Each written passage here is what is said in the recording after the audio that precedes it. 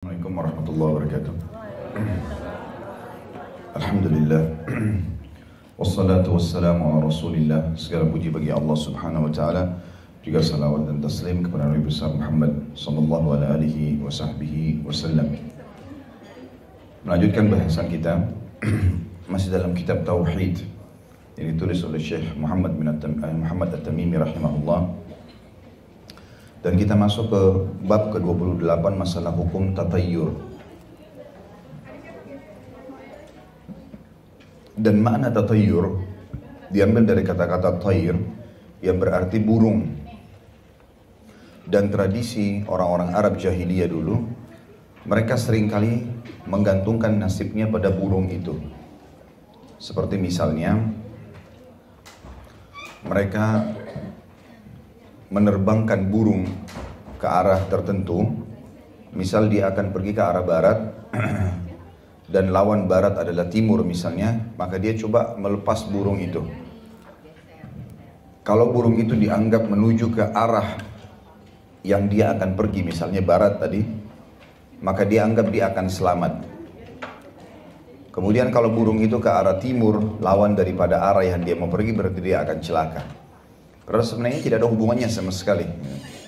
Tetapi mereka punya keyakinan seperti itu. Juga contoh yang lain, mereka mencabut bulu-bulu burung, ya, terutama burung merpati. Kemudian mereka mengambil beberapa lembar dan ditulisi tulisan. Yang pertama ditulis di atasnya pergi, yang kedua tidak pergi, yang ketiga kosong. Atau kerja, tidak kerja, kosong. Atau menikah, tidak menikah, lalu yang ketiga kosong misalnya. Diletakkan di satu kotak lalu mereka ambil secara teracak. Mana yang keluar itulah yang dijadikan sebagai patokan. Kalau keluar misalnya instruksi untuk melakukan seperti pergi misalnya, atau menikah atau bekerja, maka berarti dia anggap dia akan selamat, berkah. Dan kalau seandainya itu yang keluar selain daripada itu, dianggap dia akan celaka. Kalau keluar yang kosong, maka dia harus mengulang sampai mendapat salah satu dari dua apa yang sudah dia tulis tadi di atas bulu burung itu. Dan ini diistilahkan dengan tatayyur.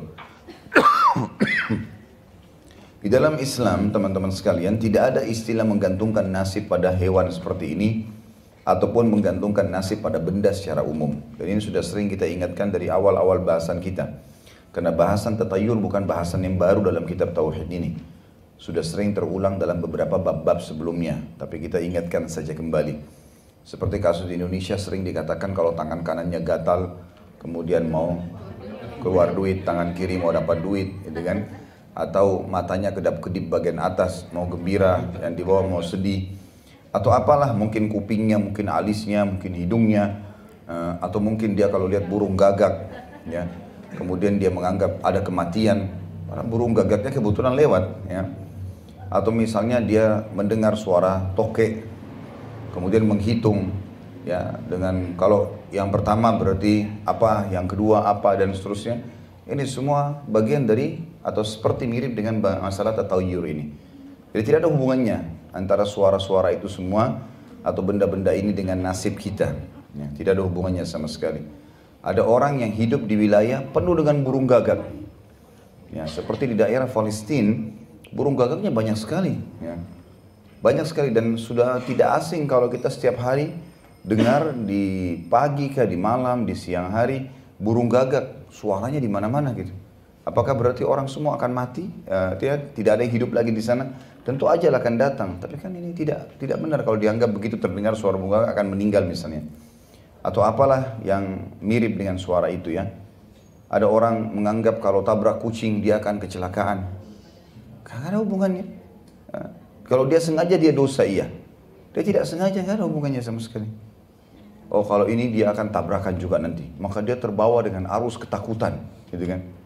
Ini semua tidak boleh. Kalau mobil truk lewat di terowongan harus bunyi klakson. Kalau enggak maka diganggu, ya. Atau apalah. Ini semua hal-hal yang tidak boleh dalam syariat. Hiduplah sebagai seorang muslim yang bertauhid kepada Allah. Memurnikan hubungan dengan Sang Pencipta Allah dan jangan dikarang-karang. Akhirnya membuat hidup kita kayak rumit. Sama halnya masuk dalam masalah tatayur, menganggap sial-sial ini. Ya, nanti juga ada bahasan masalah itu ya. Orang yang menganggap semuanya atau sesuatu bisa mendatangkan kesialan. Ya. Waalaikumsalam. Kata orang lahir di hari tertentu misalnya, atau apalah yang semisal dengan itu, seperti dianggapnya hari Selasa hari sial, ya. Atau mau pindah rumah di bulan Muharram nggak boleh karena dianggap itu bulan Muharram namanya haram. Padahal Muharram bulan suci, bulan mulia. Ada bahkan orang tidak mau menikah di bulan Muharram, tidak mau pindah rumah, tidak apa hubungannya? Sama sekali kalau bahkan bulan Muharram itu salah satu dari bulan yang dimuliakan. Bahkan kata Nabi SAW, puasa yang paling afdal setelah Ramadan adalah puasa di bulan Muharram. Ya, dan kita tahu bulan Muharram ini salah satu dari 4 bulan yang dimuliakan, yang disebutkan di dalam surah At-Taubah, ya, surah nomor 9 ya, ayat 36. Bahwasanya ada 4 bulan yang Allah muliakan, yaitu Rajab, Dzulqa'dah, Zulhijjah dan bulan Muharram. Ya, ini artinya amal-amal saleh dilipat gandakan di situ, ya, sebagaimana di Ramadan juga dilipat gandakan pahala balasan orang berbuat kebaikan. Allah menyebutkan tentang larangan tatayur ini. Dalil pertama adalah surah Al-A'raf ayat 131. A'udzu billahi minasyaitonir rajim. Ala innama ta'iruhum 'indallahi walakinna aktsarahum la ya'lamun. Ketahuilah sesungguhnya kesialan mereka itu adalah ketetapan dari Allah. Akan tetapi kebanyakan mereka tidak mengetahui. Jadi di sini maksud kesialan mereka itu adalah ketetapan dari Allah. Dalam arti kata Allah Subhanahu Wa Taala kalau memang mau menguji hambanya, Allah akan uji. Ada hal-hal yang murni cobaan, ya. Ada hal-hal yang disebabkan oleh manusia itu sendiri. Dibedakan masalah itu ya. Kalau misalnya kita bangun tidur tiba-tiba sakit tanpa sebab, kita tahu ini nggak ada urusannya, kita waktu mau tidur tidak minum terlalu banyak yang dingin, juga udara terlalu, tapi bangun flu, demam misalnya, murni cobaan dari Allah, nggak ada sebab manusiawi di situ. Tapi kalau ada orang sengaja, gitu kan, sengaja dia tahu orang ini lagi kena penyakit flu, lalu dia datang, kemudian apalah bekas tisu, maaf, membuang ingusnya, dipegang atau dia berjabat tangan, itu secara ilmu medis sebenarnya bisa terkontaminasi atau terjangkit dengan bakteri. Maka ada sebab dan dia tahu, tapi sengaja dia pegang hidungnya misalnya sengaja, maka dia terjangkit penyakit tersebut. Nah ini berarti campur tangan dia sendiri, gitu kan? Ada orang yang tidak sengaja dia jalan ditabrak, kemudian dia harus dirawat di rumah sakit, dia nggak ugal-ugalan, nah, itu umum cobaan dari Allah SWT. Tapi ada orang nggak, memang sengaja dianya sudah tahu jalan licin, sudah tahu gelap, sengaja balap, ya nasib-nasiban tabrakan dia enggak apa-apa.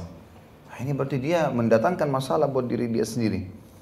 Maka tentu di sini kalau Allah Subhanahu Wa Taala, dua-duanya semua dari Allah ya. Orang yang ugal-ugalan itu dia akhirnya kecelakaan juga dari Allah karena Allah memberikan hukuman sama dia. Atau orang tiba-tiba dapat hukuman atau Allah SWT berikan cobaan juga dari Allah SWT karena Allah ingin meninggikan derajatnya, mengampuni dosanya, ya. Dan yang paling luar biasa cobaan bagi orang beriman adalah jalan pintas dia untuk menghabiskan umurnya dalam ketaatan. Karena orang kalau lagi ada musibah, ada cobaan, tidak ada pikiran untuk berbuat dosa. Kalau dia lagi sakit, lagi demam, temannya ajak ke diskotik, tidak mau pergi, sakit, gitu kan.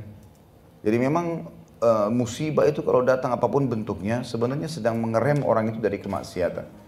Dan kalau dia yakin Allah Subhanahu Wa Taala akan membantu dia, Allah akan bantu dia.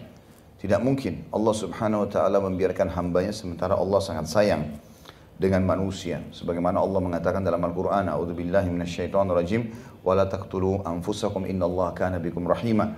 Jangan pernah kalian bunuh diri kalian atau menyusahkan diri kalian karena Allah sebenarnya rahim kepada kalian atau sangat mengasihi kalian. Dalam surah Yasin ayat 19 dalil yang kedua, firman Allah Subhanahu wa taala, A'udzubillahi minasyaitonirrajim, qalu ta'irukum ma'akum a in dzukirtum bal antum qaumun musrifun. Utusan-utusan itu berkata, kemalangan kamu itu adalah karena kamu sendiri. Apabila jika kamu diberi peringatan, kamu mengancam kami. Sebenarnya kamu adalah kaum yang melampaui batas. Artinya ada tadi saya bilang musibah yang Allah datangkan memang sebagai cobaan, ada yang memang dasarnya datang karena dia yang melakukan atau menjadi penyebabnya. Ini disebutkan dalam dalil ini. Dalam hadis Nabi SAW yang merincikan tentang masalah tatayur, hadis yang pertama riwayat Imam Bukhari Muslim, Abu Hurairah radhiyallahu anhu menuturkan sabda Rasulullah bahwa Rasulullah SAW bersabda, la adwa wala tiyarah wala hamma wala safar. Tidak ada adwa, tiarah, hama dan safar. Dan dalam sebuah riwayat Muslim yang lain disebutkan tambahannya wala nau'ah wala gul, dan tidak ada nau, tidak ada juga gul. Kita lihat penjelasan semua kalimat-kalimat ini, kosakata ini. Ada footnote nomor 83 di bawah. Adwa yang paling pertama tadi hadis, la adwa wala tiyarah wala hama wala safar. Tidak ada adwa, tidak ada tiarah, tidak ada hama, tidak ada safar. Apa itu adwa? Kata beliau, penjelasannya adalah penjangkitan atau penularan penyakit. Maksud sabda Nabi SAW di sini ialah untuk menolak anggapan mereka ketika masih hidup di zaman jahiliyah, bahwa penyakit berjangkit atau menular dengan sendirinya tanpa kehendak dan takdir Allah Subhanahu wa taala. Anggapan ini yang ditolak oleh Rasulullah sallallahu alaihi wasallam, bukan keberadaan penjangkitan atau penularannya. Sebab dalam riwayat lain setelah hadis itu disebutkan juga bunyinya adalah wafir minal majzumi kama tafirru minal asad, dan menjauhlah kalian dari orang yang terkena penyakit kusta sebagaimana kalian lari dari singa. Ini menunjukkan bahwa penjangkitan dan penularan penyakit dengan sendirinya tidak ada, tapi semuanya atas kehendak dan takdir Allah. Namun sebagai insan muslim, di samping iman kepada takdir tersebut, haruslah berusaha melakukan tindakan preventif sebelum terjadi penularan, sebagaimana usahanya menjauh dari terkaman singa. Inilah hakikat iman kepada takdir ilahi. Ini yang pertama, ya, yang dimaksud dengan adwa. Jadi adwa itu sekali lagi penyakit yang menular tanpa sebab. Ya, jadi memang harus ada sebabnya. Kemudian yang kedua, dalam kosakata tadi, la adwa wala tiarah. Dan tiarah kata beliau adalah merasa bernasib sial atau meramal nasib buruk karena melihat burung, binatang lainnya, atau apa saja. Dan sudah kita jelaskan, ini sebenarnya saksi bahasan kita masalah tatayur tadi atau tiarah itu. Kemudian yang ketiga hama. Hama ini adalah burung hantu. Orang-orang jahiliyah merasa bernasib sial dengan melihatnya. Apabila ada burung hantu hinggap di atas rumah salah seorang di antara mereka, dia merasa bahwa burung ini membawa berita kematian tentang dirinya sendiri atau salah satu anggota keluarganya. Dan maksud sabda beliau adalah untuk menolak anggapan yang tidak benar ini. Bagi seorang muslim, anggapan seperti ini harus tidak ada. Semua adalah dari Allah dan sudah ditentukan olehnya. Kemudian yang terakhir, yang dari hadis yang pertama ya, dan tidak ada safar. Safar adalah bulan kedua dari tahun Hijriyah. Kan bulan Muharram, bulan Safar ya. Yaitu bulan sesudah Muharram. Orang-orang jahiliyah beranggapan bahwa bulan ini membawa nasib sial atau tidak menguntungkan. Yang demikian dinyatakan tidak ada oleh Rasulullah SAW. Dan termasuk dalam anggapan seperti ini, merasa bahwa hari Rabu mendatangkan sial dan lain-lain. Hal ini termasuk jenis tiarah, dilarang dalam Islam. Ya, jadi ini termasuk bagian daripada safar. Jadi di Indonesia sering ada begitu ya. Ini pekan pertama safar, maka harus kerjakan begini, kalau tidak akan sial begini dan begitu. Ya. Itu semua tidak pernah ada. Ya. Makanya Nabi SAW mengatakan tidak ada kesialan di bulan safar itu. Kemudian hadis yang setelahnya tadi ada tambahan dua, wala nau'ah wala gul. Ya. Yang dimaksud dengan nau' adalah bintang. Arti asalnya adalah tenggelam atau terbitnya satu bintang. Orang-orang jahiliyah menisbatkan turunnya hujan kepada bintang ini atau bintang itu. Maka Islam datang mengikis anggapan seperti ini, bahwa tidak ada hujan turun karena suatu bintang tertentu, tapi semua itu adalah ketentuan dari Allah Subhanahu wa taala. Kemudian gul yang terakhir ya, adalah hantu atau genderuwo ya, atau apalah yang dianggap kuntilanak, tuyul. Salah satu makhluk jenis jin. Mereka beranggapan bahwa hantu ini dengan perubahan bentuk maupun warnanya dapat menyesatkan seseorang dan mencelakakannya. Sedang maksud sabda Nabi SAW di sini bukanlah tidak mengakui keberadaan makhluk seperti ini, tetapi menolak anggapan mereka yang tidak baik tersebut yang akibatnya takut kepada selain Allah serta tidak bertawakal kepadanya. Inilah yang ditolak oleh beliau. Untuk itu hadis lain beliau bersabda, "Idza tagawwalat lakumul ghilan fabadiru bil adzan." Apabila hantu bereaksi menakut-nakutimu, maka serukanlah azan. Artinya tolaklah kejahatannya dengan berzikir dan menyebut Allah.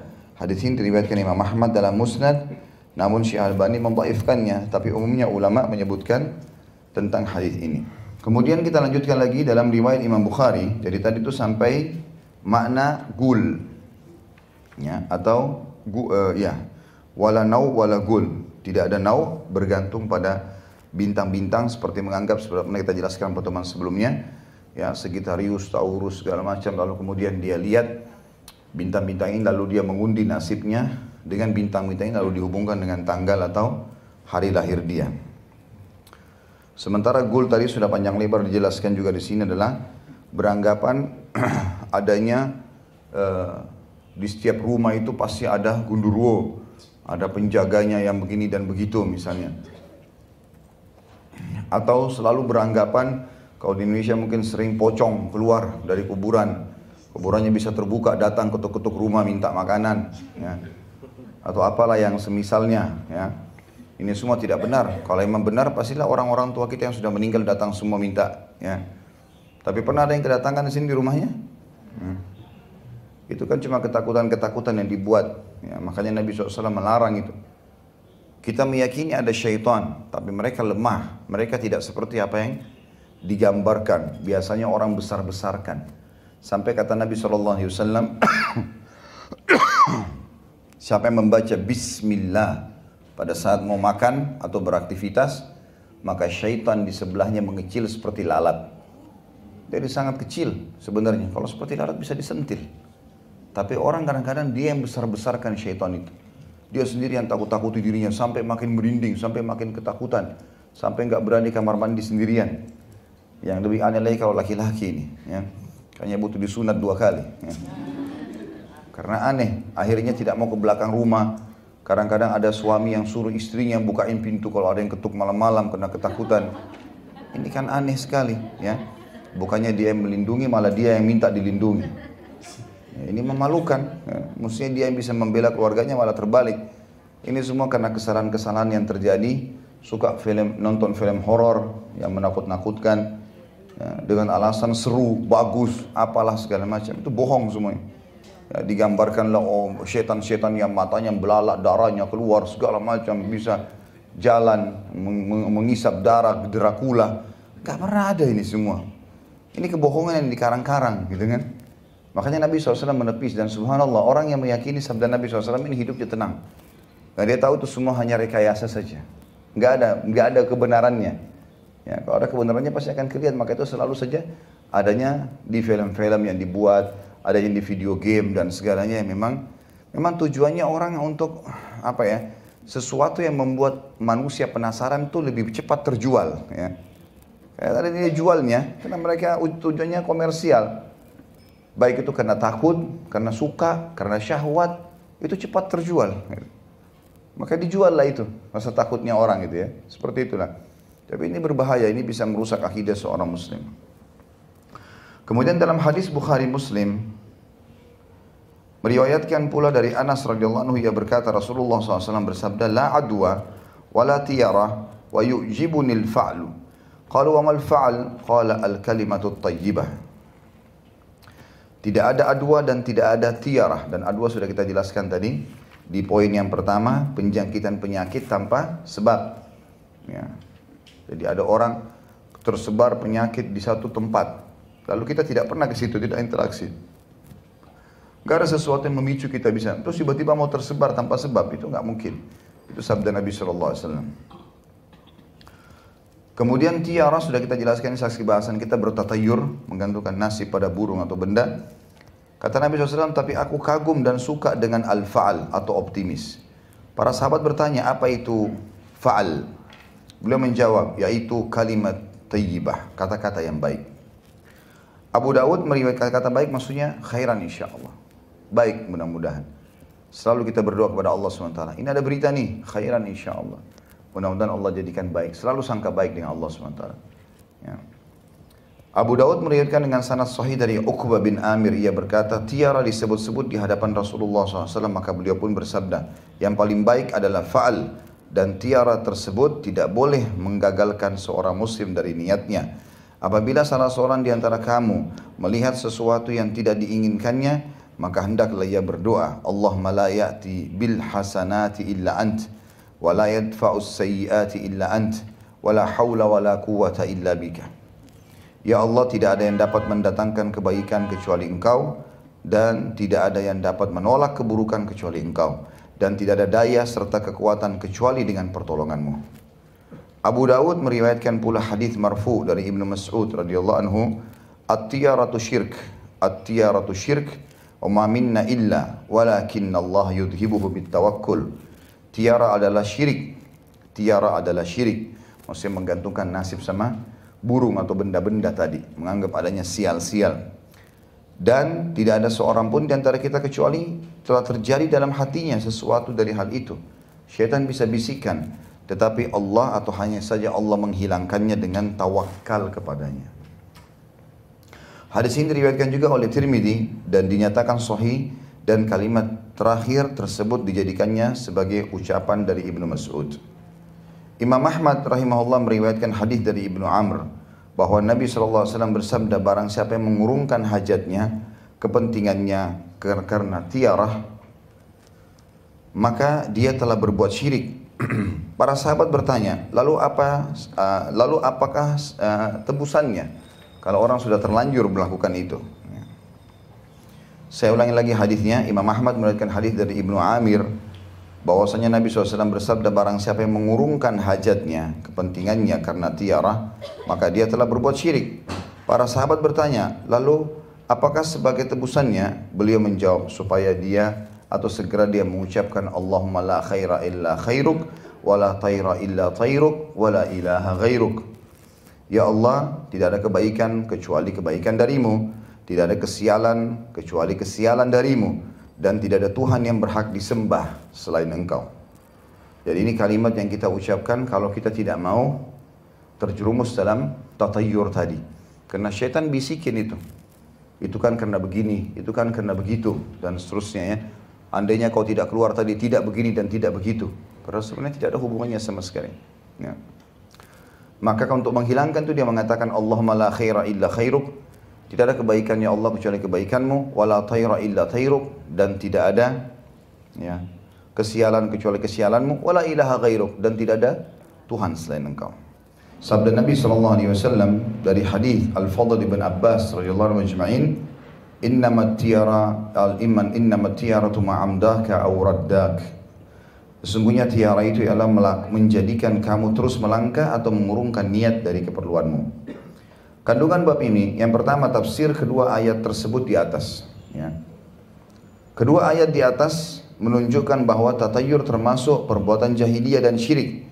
Karena segala sesuatu termasuk nasib sial, merupakan takdir dari Allah dan menunjukkan bahwa kesialan terjadi karena perbuatan maksiat kepada Allah. Ya. Jadi kalaupun ada sesuatu yang terjadi murni cobaan dari Allah, tiba-tiba tabrakan, tiba-tiba itu adalah cobaan dari Allah. Tapi kalau dia penyebabnya memang dia ugal-ugalan, berarti memang dia penyebabnya. Seperti itulah memahaminya sederhana. Yang kedua, dinyatakan bahwa tidak ada adwa, penularan penyakit tanpa sebab. Yang ketiga, dinyatakan bahwa tidak ada tiarah, menggantungkan nasib pada burung atau menganggap sial dengan burung tersebut. Yang keempat, dinyatakan tidak ada hama, dan hama tadi adalah burung hantu yang dianggap bisa membawa kematian.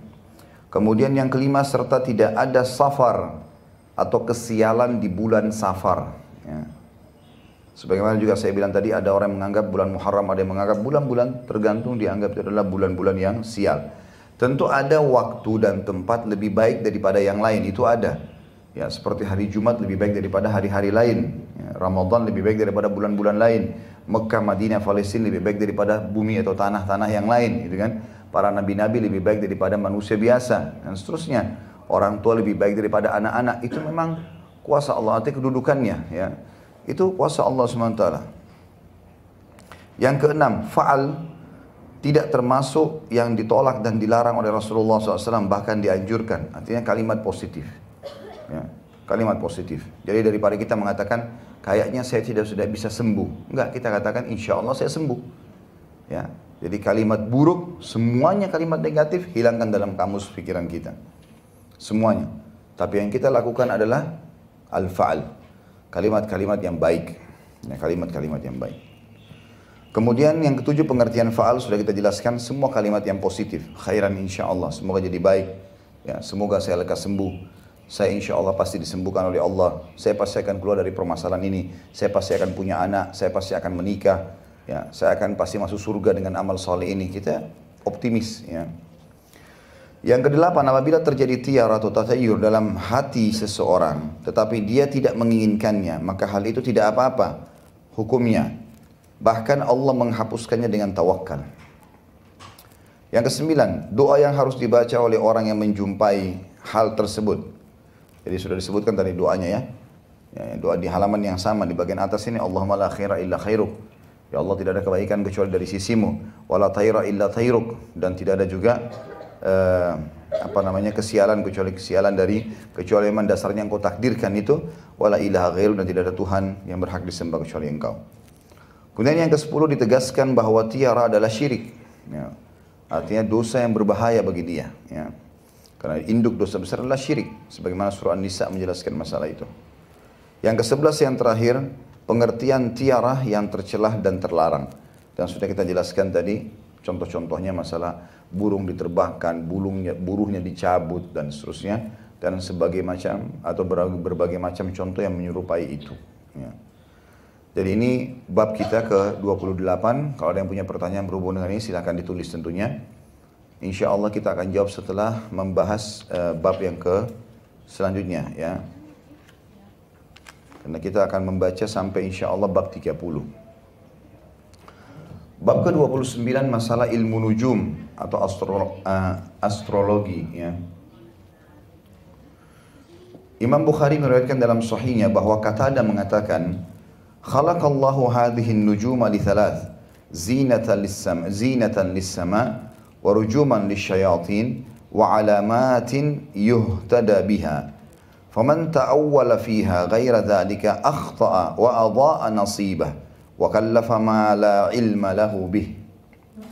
Allah menciptakan bintang-bintang ini untuk 3 hikmah. Pertama, sebagai hiasan langit.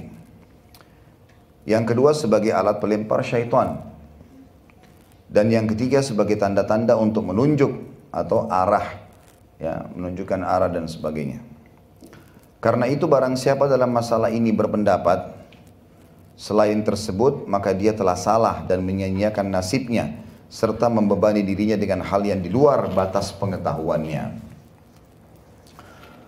Ini tentu hadis menjelaskan tentang fungsi daripada bintang. Kalau kita lihat selama ini mungkin kebanyakan orang hanya berpikir bintang itu kemungkinan hanya perhiasan saja, ya, atau memang planet-planet atau bintang-bintang yang ada di langit. Maka disebutkan dalam hadis ini kalau ada 3, ya, perhiasan untuk langit, makanya setiap kali kita lihat ke atas indah terlihatnya. Kemudian alat pelempar syaitan, dan ini sudah sering kita sebutkan hadisnya dari awal-awal pertemuan. Kalau meteor yang jatuh itu adalah serpihan bintang yang dilemparkan oleh malaikat atau dipanahkan kepada syaitan-syaitan. Dan juga yang ketiga sebagai tanda petunjuk, dan sampai hari ini tentu di tengah lautan bintang-bintang masih dilakukan atau digunakan sebagai petunjuk jalan. Dan kata Nabi SAW, barang siapa dalam masalah ini berpendapat selain tersebut, maka pastilah dia telah salah dan menyia-nyiakan nasibnya serta membebani diri dengan hal di luar batas pengetahuannya. Sebagian ulama hadis mengatakan kalau dia jadikan bintang sebagai Tuhan misalnya, atau dia mengundi nasibnya dengan bintang-bintang tersebut, sebagaimana sudah kita jelaskan. Kalau ada orang yang menganggap tadi yang sudah semestinya kita ubah itu, yang meyakini tentang fungsi-fungsi bintang dengan nama-namanya, ya, yang berpengaruh pada nasib dia. Ya, jadi kalau bulan ini orang bintang Taurus, bintang Sagittarius, nasibnya apa nih? Ya, warna kesukaannya, makanan kesukaannya, jodohnya lah, segala macam. Ini semua tidak benar. Sebagaimana juga orang-orang non-muslim banyak yang mengakui lambang-lambang sio-sio ya, dari orang-orang Chinese ya, sio ini, sio itu, lalu dihubungkan dengan nasibnya dia ya. Sehingga selalu digambarkan kalau naga itu adalah yang kuat dan seterusnya ya. Ini semua tidak ada dalam Islam. Pada di zaman Nabi SAW ada, bisa saja Nabi suruh itu buat. Kenapa di Madinah pada saat Nabi SAW meninggal disebutkan dalam banyak riwayat, ditemukan rumah-rumah masyarakat polos, nggak ada apa-apa, gitu kan? Tidak ada ukiran-ukiran, tidak ada ornamen-ornamen. Padahal zaman itu zaman peradaban, ada Romawi, ada Persia, bisa berbagi, ya, bisa sebenarnya belajar. Atau bisa Nabi SAW ajarkan wahyu turun dari langit. Lukis-lukis rumah kalian seperti ini, misalnya bentuklah seperti ini, dan tapi tidak pernah sama sekali. Dan subhanallah setiap kali kita datangin wilayah-wilayah yang dulunya wilayah kafir, lalu kemudian dikuasai oleh Islam, kita temukan orang Islam tidak terpengaruh dengan apa yang mereka tinggalkan. Ya. Kemarin waktu kami mampir di Jordan, banyak sekali di situ peninggalan di kota Amman, itu peninggalan dari Romawi dulu, masa kejayaan Romawi. Tempat-tempat acara-acara mereka, benteng-benteng mereka segala macam. Setelah Islam berkuasa, nggak pernah sama sekali dianggap itu adalah sesuatu yang sangat luar biasa. Apalagi peninggalan-peninggalan dianggap Tuhan-Tuhan mereka. Kebanyakan malah dihancurkan. Supaya memang tidak ada lagi sesembahan yang disembah kecuali Allah Subhanahu Wa Taala. Kata beliau tentang mempelajari letak-letak peredaran bulan, Qatada menyatakan makruh. Ya. Sedang Ibnu Uyainah tidak membolehkan. Demikian disebutkan oleh Harb dari mereka. Tentang Imam Ahmad dan Ishaq membolehkan hal tersebut. Abu Musa menuturkan Rasulullah SAW bersabda, "Thalathatun la yadkhulunal jannah, mudminu khamrin musaddiqun bis-sihr wa qati'ur rahim." Ada 3 jenis manusia yang tidak akan masuk surga, yaitu pecandu minuman keras atau khamar, orang yang mempercayai sihir, dan orang yang memutuskan silaturahim. Jadi maksud di sini adalah orang yang percaya sihir. Kata beliau ada footnote itu menjelaskan potongan kalimat hadis, mempercayai sihir di bawah footnote nomor 86, mempercayai sihir yang diantara macamnya adalah ilmu nujum atau astrologi. Sebagaimana telah dinyatakan dalam sebuah hadis, barang siapa mempelajari sebagian dari ilmu nujum, maka sungguhnya dia telah mempelajari sebagian dari ilmu sihir. Ini sudah dijelaskan waktu di bab 25 sebelum ini. Kandungan bab ini, yang pertama hikmah penciptaan bintang-bintang. Ada 3 tadi tujuannya. Untuk apa? Habis makan siang lupa. Ingatannya jadi berkurang. Padahal hari ini dapat coto Makassar itu. Biasanya tambah kuat hafalan. Karena apa? Perhiasan langit. Ya. Terus? Melempar syaitan. Petunjuk jalan. Ibu-ibu lebih encer rupanya. Jangan tersinggung. Saya pasti belas sama jenis saya. Baiklah. Itu hikmah daripada penciptaan bintang-bintang. Yang kedua, bantahan terhadap orang yang berpendapat selain itu. Kalau ada yang mengatakan fungsi bintang selain itu, setiap muslim membantahnya karena ini wahyu menyampaikan masalah itu. Tidak ditemukan fungsi selain daripada itu. Ya. Kemudian yang ketiga, ada perbedaan pendapat di antara para ulama dan masalah mempelajari letak-letak peredaran bulan. Ya. Penentuan tanggal, bulan, itu mungkin. Ya. Itu masih umum. Ya. Tapi kalau dianggap bahwasanya dia punya fungsi-fungsi selain daripada apa yang disebutkan dalam hadis tadi, maka itu dianggap kesalahan karena Nabi SAW yang menyatakan itu adalah kesalahan. Yang keempat, ancaman bagi orang yang mempercayai sesuatu sihir yang diantara jenisnya adalah ilmu nujum atau astrologi, walaupun dia mengetahui akan kebatilannya. Ya. Artinya memang akhirnya dia terpaksa tebak-tebak dan menghafallah nama-nama bintang-bintang itu, kemudian dihubungkanlah dengan keyakinan orang Yunani dulu. Ya. Akhirnya sampailah pada tingkat peramalan dari bintang-bintang tersebut. Ya, kalau bintang ini muncul akan begini dan begitu. Bab ke-30, dan ini penutupan kita dalam 3 bahasan ini dulu. Kita buka pertanyaan setelah ini. Menisbatkan turunnya hujan kepada bintang. Allah Subhanahu wa taala berfirman dalam surah Al-Waqiah ayat 82, A'udzu billahi minasyaitonir rajim wa taj'aluna rizqakum annakum tukadzibun. dan kamu membalas rezeki yang telah dikaruniai Allah kepadamu dengan mendustakan Allah. Abu Malik Al-Ash'ari menuturkan tentang makna Al-Waqi' 82 ini, bahwa Rasulullah SAW bersabda, "Arba'un fi ummati min amril jahiliyah, la yatrukunahunna, al-fakhru bil ahsab, wat-ta'nu fil ansab, wal istisqa'u bin nujum, wan niyahatu 'alal mayyit, wa qala an-na'iha idza lam tatub qabla mautiha tuqamu yawmal qiyamati wa 'alaiha sirbalun min qatiranin wa dir'un min jarab." 4 perkara yang terdapat pada umatku yang termasuk perbuatan jahiliyah yang tidak ditinggalkan oleh mereka, membanggakan kebesaran leluhur, mencelah keturunan, menisbatkan turunnya hujan kepada bintang-bintang, dan meratapi orang mati. Lalu beliau bersabda, wanita yang meratapi orang mati apabila belum bertaubat sebelum meninggal akan dibangkitkan pada hari kiamat dan dikenakan kepadanya pakaian yang berlumuran dengan cairan tembaga serta mantel dari penyakit kudis. Hadis ini riwayat Imam Muslim. Hadis ini tentu menjelaskan tentang 4 hal yang harusnya dijauhi. Tapi Nabi SAW memastikan di umatnya masih ada saja yang melakukan. Yang pertama adalah dikatakan membanggakan kebesaran leluhur. Selalu yang dibanggakan ayahnya, ibunya, kakeknya, sukunya, ya, kotanya. Dia apa gitu? Apa yang sudah dia lakukan? Makanya dalam pepatah bahasa Arab dikatakan laisal fata man yaqulu kana abi kadza wa kadza. Bukan seorang anak muda yang cerdas yang berkata dulu ayahku begini dan begitu.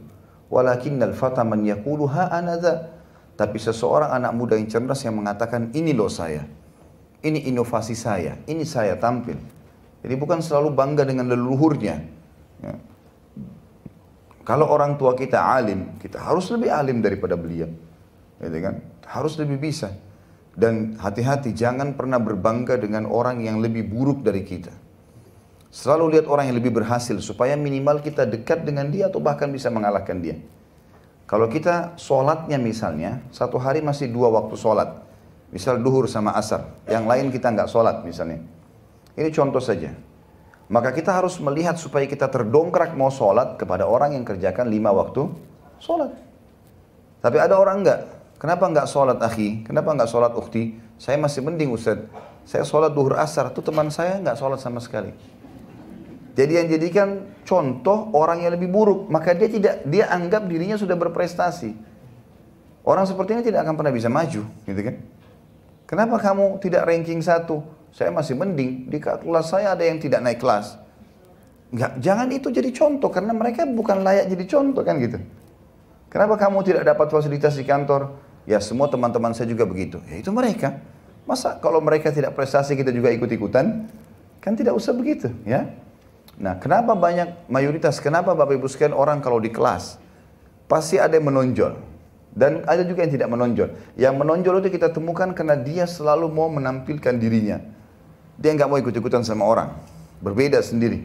Dia coba berusaha cari yang terbaik. Pasti dia berhasil. Ada saja orang yang tidak suka, wajar itu. Kita berhasil, ada orang tidak suka. Kita tidak berhasil, ada orang tidak suka. Nggak usah peduli dengan suka atau tidaknya orang lain. Yang penting kita dalam keadaan benar, itu yang penting.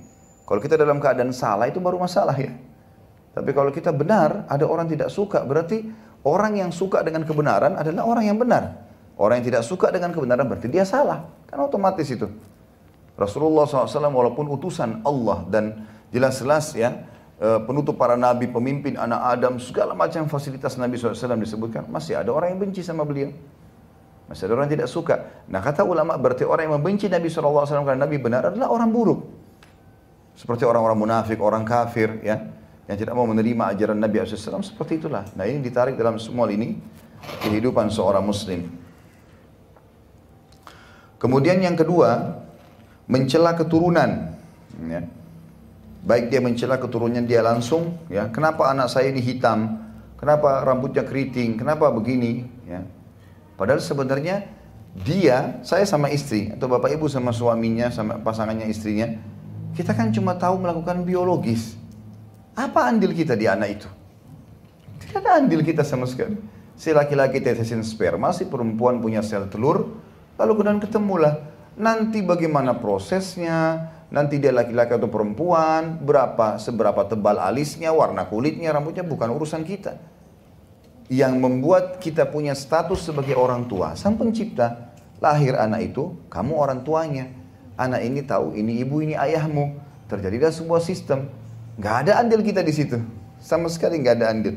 Tapi orang subhanallah kadang-kadang tidak mengerti. Seakan-akan dia yang melakukan itu. Jadi dia akhirnya, oh ini lihat nih, anak saya gagah nih. Loh Allah yang kasih kok. Cantik gagah bukan punya kita kok. Ya. Penisbatan nama saja. Allah yang membuat ada variabel hukum di situ. Kalau Allah kasih, alhamdulillah. Gitu. Dalam keadaan kita bersyukur kepada Allah Subhanahu Wa Taala. Seperti itulah. Nah, tapi ada orang mencela keturunannya sendiri. Ada juga orang, ini masuk dalam semua hal ya, keturunan artinya anak cucu. Mungkin karena anak-anaknya masih belum mendapat prestasi sekolah, maka dihina. Ya, jadi mencela. Ini keliru. Kita harusnya motivasi dia untuk menjadi orang yang berprestasi, itu maksudnya. Ada juga orang yang mencela keturunan, maksudnya adalah mencela keturunan orang secara umum. Bukan cuma dia, tapi keturunan orang lain, gitu kan. Itu anak kamu ya, kok jelek sekali. Ya, dia hina anaknya orang lain. Ya. Tetapi itu juga ciptaan Allah, bukan dia yang buat itu. Ya. Kalau kita buat kue keasinan, tangan kita yang buat adonannya, kita yang tahu bumbunya, kadarnya. Keasinan wajar orang bilang, ini kok asin, kurang enak, wajar. Kalau anak nggak mungkin, nggak ada andil kita di situ.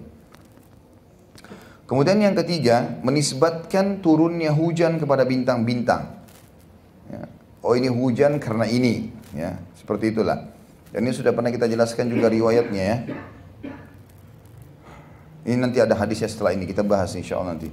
Nanti masalah bintang-bintang turun hujan ini kita bahas hadis setelahnya di halaman 110 nanti. Kemudian yang keempat, ya, meratapi mayit. Meratapi mayit maksudnya memukul-mukul badan, merobek baju, cakar-cakar muka, narik-narik rambut, ucapin kata-kata buruk, ya. Itu semua namanya meratapi. Ya, kalau orang cuma sekedar meneteskan air mata karena sedih, nggak ada masalah. Makanya Nabi SAW waktu meninggal Ibrahim anaknya, beliau tetesin air mata, gitu kan? Beliau tetesin air mata. Waktu air matanya sudah netes, para sahabat bertanya, mengatakan, ya Rasulullah, Anda juga menangis? Kata Nabi SAW, iya, ini rahmat Allah yang Allah masukkan ke dalam hati orang beriman. Ya. Tapi cuma begitu, sekitar begitu. Lalu Nabi SAW menghadap ke anaknya Ibrahim yang beliau sedang tangisi, beliau mengatakan, wahai Ibrahim, sesungguhnya kami sedih berpisah denganmu. Tetapi lisan kami tidak akan mengucapkan kecuali yang membuat Tuhan kami ridho. Ya, kecuali yang membuat Tuhan kami ridho. Imam Bukhari, Imam Muslim meriwayatkan dari Zaid bin Khalid radhiyallahu anhu ajma'in, dia berkata Rasulullah SAW telah mengimami kami dalam solat subuh di Hudaybiyah setelah semalaman hujan turun.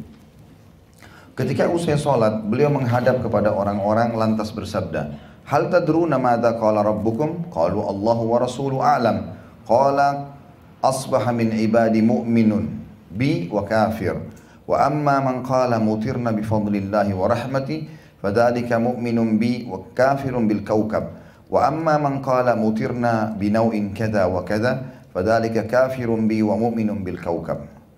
Tahukah kamu apa yang difirmankan oleh Tuhanmu? Mereka menjawab, Allah dan Rasulnya yang lebih mengetahui. Beliau pun bersabda, dia berfirman, di pagi hari ada di antara hamba-hambaku, ada yang beriman dan ada pula yang kafir. Adapun orang yang mengatakan telah turun hujan kepada kita berkat karunia dan rahmat Allah, dia beriman kepadaku dan kafir kepada bintang. Sedangkan orang yang mengatakan telah turun hujan kepada kita karena bintang ini atau bintang itu, dia kafir kepadaku dan beriman kepada bintang-bintang. Berarti kan jelas tidak boleh kita menggantungkan atau menyebutkan hujan turun karena bintang ini atau bintang itu. Ya. Imam Bukhari Muslim juga meriwayatkan hadis yang lain dari Ibnu Abbas radhiyallahu anhu yang semakna, yang maknanya antara lain disebutkan demikian. Qala ba'duhum laqad sadaqa naw'u kadza wa kadza fa anzalallahu hadhil ayah fala uqsimu bimawaqi'in nujum ila qawlihi wa taj'aluna rizqakum annakum tukadzibun. Ada di antara mereka yang berkata, sungguh telah benar bintang ini dan bintang itu, Sehingga Allah menurunkan firman-Nya, maka aku bersumpah dengan tempat peredaran bintang-bintang dan seterusnya. Sampai firman-Nya, dan kamu membalas rezeki yang telah dikaruniai Allah kepadamu dengan mengatakan perkataan yang tidak benar. Surah Al-Waqi'ah ayat 75 sampai 82. Ya. Jadi jelas sekali di sini kita tidak boleh menggantungkan nasib kepada bintang-bintang, dan kita sudah tahu fungsi bintang hanya 3 tadi. Ya, untuk apa? Hiasan, langit, melempar syaitan, dan petunjuk arah. Ya. Kandungan bab ini, yang pertama tafsir ayat surah Al-Waqi'ah. Ya, dan sudah jelaskan tadi Al-Waqi'ah yang berbunyi fala uqsimu bimawaqi'in nujum, dan aku bersumpah dengan tempat-tempat peredaran bintang-bintang tersebut, sampai firman Allah taj'aluna rizqakum annakum tukadzibun, dan kalian ya membalas rezeki yang telah dikaruniai Allah kepada kalian dengan mengatakan perkataan yang tidak benar. Yang kedua, disebutkan 4 perkara yang termasuk perkara atau perbuatan jahiliyah. Sudah kita sebutkan tadi perkara jahiliyah ada 4 itu ya. Apa saja? Ya, membanggakan leluhur, mencela keturunan, terus ya menisbatkan hujan kepada bintang-bintang, ini saksi bahasan kita. Kemudian meratapi orang mati. Yang ketiga, dinyatakan bahwa di antara perkara-perkara tersebut ada yang disebut sebagai kufur, yaitu menisbatkan turunnya hujan kepada bintang. Yang keempat, kufur ada yang tidak menyebabkan keluar dari Islam. Artinya ada perbuatan kufur ya, nilainya itu nilai kufur, tapi tidak sampai membawa keluar dari Islam. Contoh misalnya perkataan Ibnu Umar radhiyallahu anhu. Ibnu Umar menyatakan kufrun duna kufur. Jadi misal hukum Allah, ya, kisos misalnya, dipotong tangan pencuri. Bagaimana hukumnya orang yang tidak menerapkan ini? Sementara ini hukum Allah, dan Allah mengatakan siapa yang tidak berhukum dengan hukum Allah maka mereka adalah orang-orang kafir. Apakah kita langsung vonis kafir keluar dari Islam? Jawabannya tidak. Kata para ulama diambil dari perkataan Ibnu Umar, ini adalah kufrun duna kufur. Perbuatan kadar dosanya itu berat seperti kadar dosanya kekufuran, tapi dia belum keluar dari Islam. Dia belum keluar dari Islam, ya. Ini juga pun dibatasi oleh para ulama dengan kalau kondisi orang tersebut masih jahil, belum faham, dia juga atau dia berada di sebuah wilayah yang sulit untuk dia terapkan hukum Islam. Tapi kalau seseorang memang terbukakan untuknya seluruh fasilitas dan dia bisa terapkan semua hukum Islam dan dia tidak terapkan, ini berbeda. Ya, ini malah kalau apalagi dia mengolok-olok, dia mengistihza ya, mengolok-olok hukum-hukum Allah itu, ini bahaya, bisa sampai tingkat kekufuran yang sebenarnya. Ya, seperti itulah. Jadi ini rincian daripada penyampaian tadi. Yang kelima, di antara dalilnya firman Allah SWT yang disabdakan oleh Nabi SAW, di pagi hari ada di antara hamba-hambaku yang beriman kepadaku dan ada pula yang kafir, disebabkan turunnya nikmat hujan. Ya. Artinya maksud daripada hadis tadi yang Nabi SAW bilang di Hudaybiyah, ada di antara umatku, ada di antara hamba-hambaku yang beriman padaku pada pagi ini dan kufur kepada bintang, dan ada yang beriman pada bintang tapi kufur kepadaku. Lalu para sahabat mengatakan, bagaimana itu ya Rasulullah? Kata Nabi SAW, Allah mengatakan siapa yang mengatakan hujan turun karena Allah, maka dia beriman padaku dan kafir kepada bintang. Dan siapa yang mengatakan hujan turun karena bintang, dia beriman kepada bintang dan kufur kepadaku.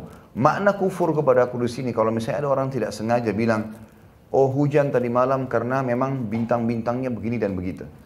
Dia sampai pada kadar perbuatan dosa yang besar mendekati hukum kekufuran, tapi dia belum kufur. Kecuali kalau dia menyatakan memang hujan ini tidak ada hubungannya sama Allah, justru bintang yang turunkan.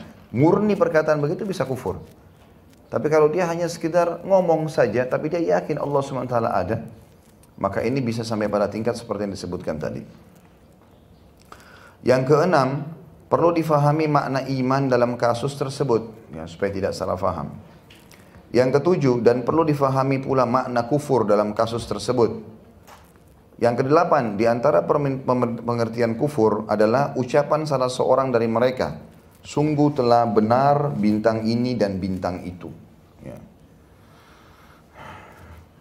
Kemudian yang kesembilan, metode pengajaran kepada orang yang tidak mengerti masalah dengan mengajukan pertanyaan. Sebagai contoh, sabda Rasulullah SAW, tahukah kamu apa yang difirmankan oleh Tuhanmu? Jadi boleh kita bertanya begitu. Sudah tahu enggak sholat itu bagaimana? Jangan langsung kita vonis orang, gitu kan? Coba kita tanya gitu. Atau mungkin kalau kita lagi sholat, kalau dari masjid, lalu kemudian kita langsung mengatakan misalnya, kenapa kamu tidak sholat? Ya, misal. Tanpa kita tahu ini muslim atau bukan. Saya pernah diadakan satu acara shooting gitu sama Trans TV waktu itu. Kemudian ada kameramen 2 orang. Azan, mereka datang ke rumah saya bilang azan kita sholat, ikut semuanya ke masjid. Rupanya yang satu, ada 3 orang, yang 2 sholat, yang 1 enggak gitu. Maka saya tidak bertanya waktu itu, saya cuma bilang, kenapa orang ini enggak sholat ya? Sepanjang jalan saya nasihatin dia. Kenapa enggak sholat akhi itu gini? Dia diam saja orang itu. Setelah pas mau pulang gitu, karena yang 2 ini tidak bersamaan dengan saya, justru yang 1 ini yang bersamaan. Saya lihat malah dia pada saat lagi sholat, dia sibuk shooting dari sebelah. Dia nggak ikut sholat, dia nasehatin. Subhanallah, setelah selesai habis asar, pas mereka mau pulang, yang 2 orang yang muslim ini dekati saya, dia mengatakan, Ustaz maaf kami lupa bilang, itu kameraman yang 1 Nasrani. Kalau kita buru-buru coba nilai orang ya. Tapi saya niatnya baik menasihatin, mungkin saya pikir muslim. Karena saya pikir ini muslim semua. Apalagi shooting urusan ceramah gitu kan. Dia pun tidak bantah orang itu. Dia diam saja gitu. Mudah-mudahan jadi penyebab hidayahnya lah. Jadi perlu kita bertanya pertanyaan yang memastikan keadaan. Baru kita berbicara ya. Oh ini orang tidak pakai jilbab nih. Berdosa nanti. Pakai jilbab itu wajib. Mungkin Nasrani ya. Kita nggak tahu, agamanya nggak bilang wajib, gitu kan? Kan kita tidak tahu, kan? Dan banyak hal. Yang ke-10, ancaman bagi wanita yang meratapi orang mati. Kenapa wanita di sini? Karena memang umumnya laki-laki tidak meratap. Laki-laki itu kalau menangis malu dia, ya. Kadang-kadang kalau laki-laki menangis itu ditahan, jarang mengeluarkan suara. Mereka kebanyakan kalau menangis itu malah sebenarnya ditahan. Atau mungkin dia mengekang kesedihannya. Kecuali kalau sampai pada puncak tertentu mungkin, tapi jarang sekali. Secara umum laki-laki tidak akan. Kalau perempuan umumnya menangis biasanya terisak-isak. Apalagi kalau ada kematian. Ya orang yang meninggal ya. Biasanya yang kita lihat menangis teriak-teriak memang perempuan. Apalagi sampai meratap, mukul-mukul badannya, narik rambutnya segala macam. Makanya wanita yang disebutkan. Tapi ulama mengatakan ancaman ini kena juga bagi laki-laki yang ikut meratapi. Kalau ada, di sini disebutkan wanita karena umumnya wanita yang melakukan itu. Karena umumnya wanita yang melakukan masalah itu. Ya, Allahu a'lam, itu yang dimaksudkan.